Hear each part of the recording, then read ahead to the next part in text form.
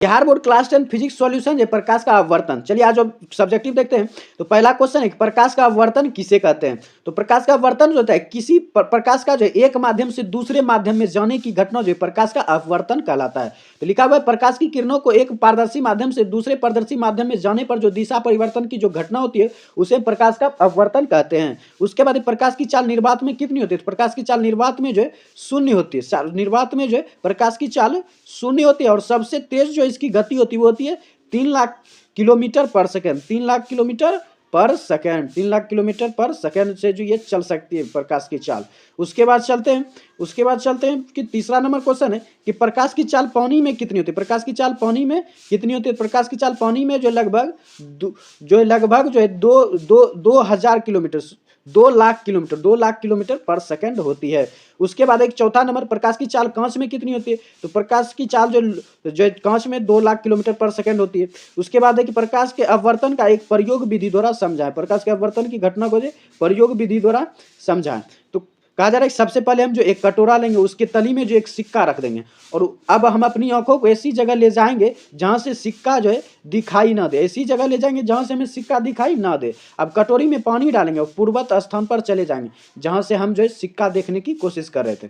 अब जो यह इसलिए होता है क्योंकि प्रकाश की किरणें जो पानी के सतह पर दिशा बदलती है और मुड़कर आंख तक पहुंचती हैं जिससे सिक्का जो है दिखाई देने लगता है और यह प्रकाश जो है प्रकाश के अपवर्तन को बतलाता है। उसके बाद है कि निर्वात क्या है? तो जब हवा की मात्रा किसी स्थान पर शून्य होती है यानी हवा होती ही नहीं है कहीं पर तब उस स्थान को निर्वात कहा जाता है। उसके बाद है 7 नंबर क्वेश्चन कि प्रकाश के अपवर्तन की व्याख्या करें। तो प्रकाश के अपवर्तन की व्याख्या जो है प्रकाश के अपवर्तन की व्याख्या जो हो सकती किसी माध्यम से एक माध्यम से दूसरे माध्यम में जाने की प्रकाश की घटना को जो प्रकाश का अपवर्तन कहलाता है। तो इसका जो है कुछ भाग जो है दिया गया है कि प्रकाश के अपवर्तन में कौन कौन से भाग जरूरी हैं। तो पहला तो आपतित किरण, जब जिस माध्यम से प्रकाश निकलती हैं तो उस माध्यम को आपतित किरण कहा जाता है। जिस माध्यम में प्रकाश निकलती है यानी तो वो आपतित किरण कहते हैं। जो माध्यमों में जो है अलग करने वाली सतह पर जो प्रकाश की किरणें पड़ती हैं उसे आपतित किरण कहलाती हैं। यानी प्रकाश जो कहीं से आकर जो है किसी सतह पर टकराती हैं वो कहलाती हैं आपतित किरण। अब जो है जिस सतह पर टकराएंगे उसे कहेंगे आपतन बिंदु, हो जाएगा आपतन बिंदु। और जब सतह से टकराकर माध्यम में प्रवेश करेंगे तो माध्यम में जब दूसरे माध्यम में जो प्रकाश की किरण अपवर्तन की घटना के बाद प्रवेश करती हैं उसे कहते हैं अपवर्तित किरण, उसे कहते हैं अपवर्तित किरण। और इस तरह से जब हम इस पर एक जो है लंब डालेंगे, इस पर क्या डालेंगे एक हम जब लंब डालेंगे तो जब हम लंब डालेंगे तो यहाँ पर जो कोण बनेगा आपतित किरण और अभिलंब के बीच जो कोण बनता है उसे कहते हैं आपतन कोण, उसे कहेंगे आपतन कोण। और अपवर्तित किरण और अभिलंब के बीच जो कोण बनेगा उसे बोलेंगे हम अपवर्तन कोण, उसे क्या बोलेंगे हम अपवर्तन कोण।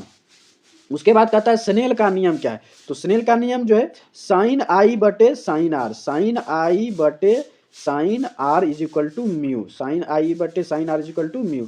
तो यही है स्नेल का नियम कि स्नेल का नियम जो है स्नेल ने 1621 ईस्वी में एक प्रयोग द्वारा ये बतलाया था कि साइन आई बटे sine r is equal to mu होता है। म्यू है अपवर्तन माध्यम का अपवर्तनांक और आई क्या है आपतन कोण और आर क्या है अपवर्तन कोण। यानी आपतन कोण की जिया और अपवर्तन कोण की जिया का अनुपात जो है माध्यम के अपवर्तनांक के बराबर होता है। यही है स्नेल का नियम। उसके बाद लेंस का वक्रता केंद्र क्या है? तो लेंस जिस गोले का भाग होता है उस गोले के केंद्र को जो है लेंस का वक्रता केंद्र कहते हैं। उसके बाद लेंस का प्रधान अक्ष क्या है? तो लेंस के वक्रता केंद्रों को मिलाने वाली रेखा जो है लेंस का प्रधान अक्ष कहलाती है। उसके बाद लेंस का फोकस क्या है? तो लेंस के प्रधान अक्ष के समांतर जो प्रकाश की किरणें आती हैं और लेंस से अपवर्तन के बाद जो है प्रधान अक्ष के जिस बिंदु पर मिलती हैं उसे हम लेंस का फोकस कहते हैं या फोकस को मुख्य फोकस भी कहते हैं।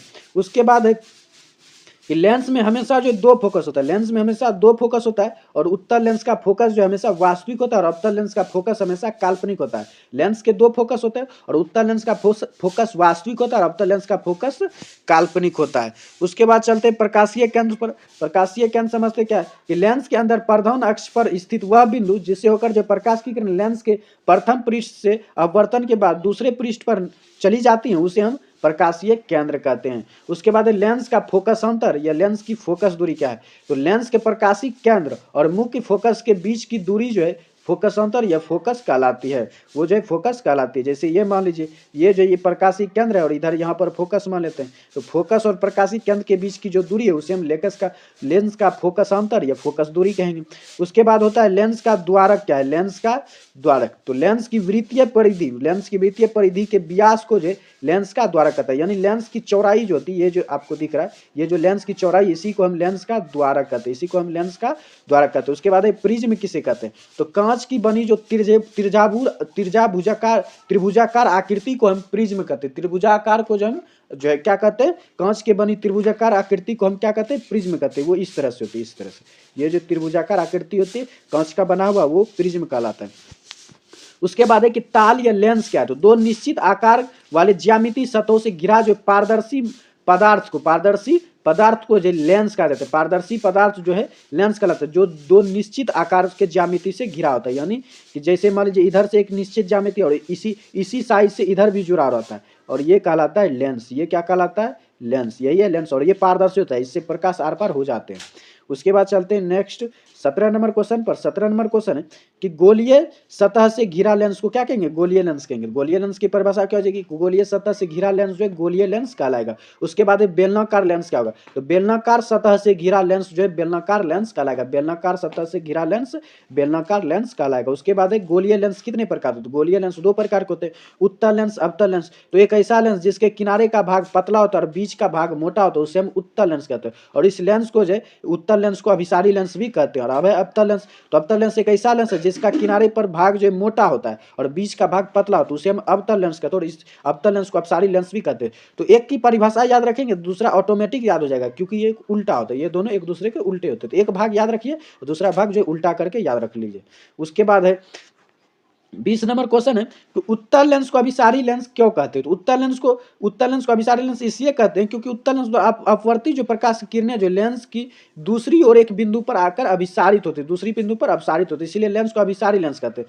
यानी कि उस पर जो प्रकाश की किरणें आकर मिलती हैं, तो जहां पर प्रकाश की किरणें आती मिलती हैं उसे अभिसारी कहते हैं। यानी अभिसारी यानी प्रकाश की किरणों का आकर मिलना।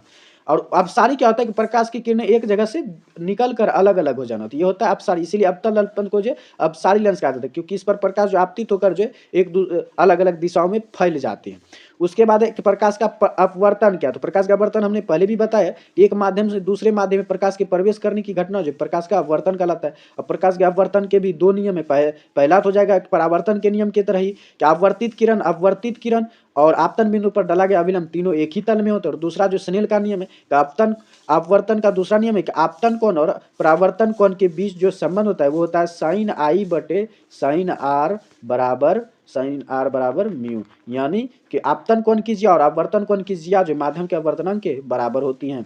उसके बाद है 24 नंबर क्वेश्चन कि पानी में रखा हुआ सिक्का ऊपर की ओर दिखाई देता है, क्यों? तो पहला तो घटना है कि अपवर्तन की घटना के कारण दिखाई देता है।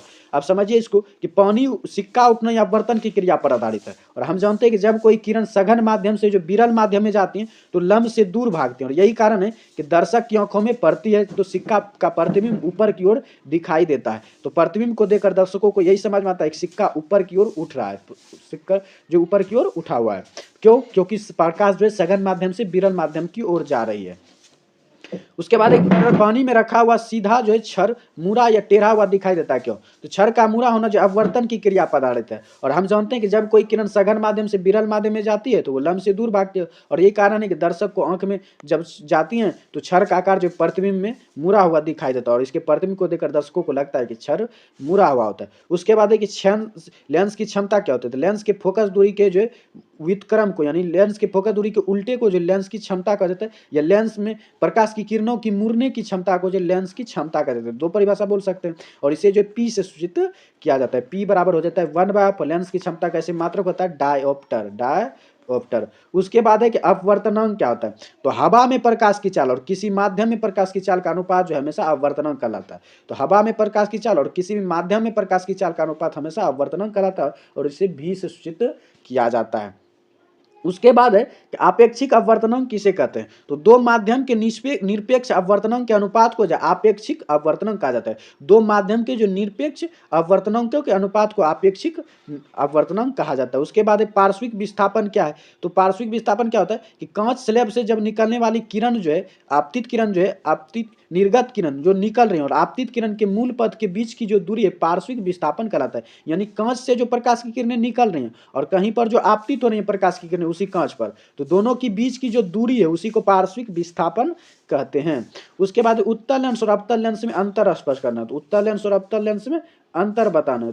तो बस जो एक लेंस की परिभाषा और उसके गुण याद रखेंगे दूसरा ऑटोमेटिक हो जाएगा, क्योंकि दोनों एक दूसरे के उल्टे होते हैं। उत्तल लेंस में किनारा जो पतला होता है बीच में मोटा होता है, उसी तरह अवतल लेंस में किनारा मोटा होता है और बीच में पतला होता है। उसी तरह उत्तल लेंस का फोकस जो वास्तविक होता है, उत्तल लेंस का फोकस वास्तविक होता है और अवतल लेंस में फोकस जो काल्पनिक होता है। उसके बाद उत्तल लेंस को अभिसारी लेंस कहते हैं तो अवतल लेंस को अपसारी लेंस कहते हैं। उत्तल लेंस की फोकस दूरी धनात्मक होती है तो अवतल लेंस की फोकस दूरी ऋणात्मक होती है। उत्तल लेंस को अभिसारी लेंस कहते हैं तो अवतल लेंस को अपसारी लेंस कहते हैं। तो इस तरह से आप उसका उल्टा लिख सकते हैं। उसके बाद है क्या, उसके बाद है कि अवतल लेंस दर्पण सूत्र क्या है? तो दर्पण सूत्र होता है 1/b + 1/u = 1/f। अब इसमें एक और जोड़ते हैं लेंस सूत्र। लेंस की चूंकि अपवर्तन जो है लेंस की घटना से आधारित होता है, इसलिए लेंस बराबर हो जाता है 1/b - 1/u = 1/f।